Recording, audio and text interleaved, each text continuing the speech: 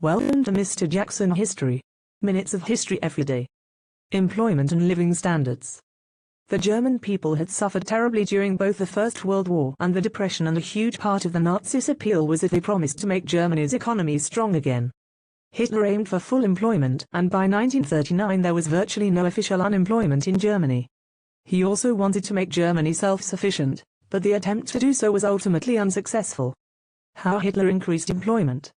3 factors of how Hitler increased employment: public works, rearmament and national service. He began a huge program of public works, which included building hospitals, schools, and public buildings such as the 1936 Olympic Stadium. The construction of the autobahns created work for 80,000 men. Rearmament was responsible for the bulk of economic growth between 1933 and 1938. Rearmament started almost as soon as Hitler came to power, but was announced publicly in 1935. This created millions of jobs for German workers. The introduction of the National Labor Service meant all young men spent 6 months in the NLS and were then conscripted into the army. Invisible employment. Although Germany claimed to have full employment by 1939, many groups of people were not included in the statistics, including the 1.4 million men in the army at this time, Jews who were sacked and their jobs given to non-Jews, women who were encouraged to give up their jobs to men. Autarky. The policy of autarky was a failure. In 1937, Hermann Göring was made economics minister with the job of making Germany self-sufficient in 4 years.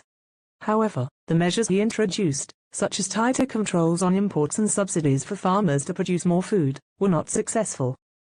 By the outbreak of World War II, Germany was still importing 20% of its food and 33% of its raw materials. Changes in the standard of living. Despite the loss of freedom, some aspects of life improved in Germany for many ordinary people if they were prepared to conform in order to have a job and a wage. Nazi economic policies had different effects on different groups in society. Big businesses. By 1937, monopolies controlled over 70% of production. Rearmament from 1935 onwards boosted profits, and managers of the major industrial companies saw their wages rise by 50% between 1933 and 1939. Small business. Rules on opening and running small businesses were tightened, which resulted in 20% of them closing.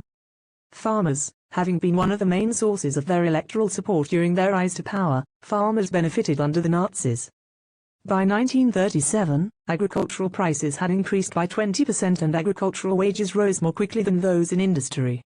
The Hereditary Farm Law of 1933 prevented farms from being repossessed from their owners, which gave farming families greater security. The downside, however, was that farmers could no longer sell their farms, which kept them fixed on the land. Industrial workers. Before 1933, the Nazis had lacked support amongst the workers, who tended to vote for the Communists or the Social Democratic Party. The needs of German rearmament made it important that workers were productive and controlled. So the Nazis set up 3 organizations that would manage German workers. The German Labor Front. This was a Nazi organization that replaced trade unions, which were banned. It set wages and nearly always followed the wishes of employers, rather than employees. Strength through joy. This scheme gave workers rewards for their work, evening classes, theater trips, picnics, and even very cheap or free holidays. Beauty of labor. The job of this organization was to help Germans see that work was good, and that everyone who could work should. It also encouraged factory owners to improve conditions for workers.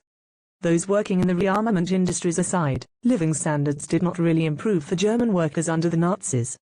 From 1933 to 1939, wages fell, the number of hours worked rose by 15%.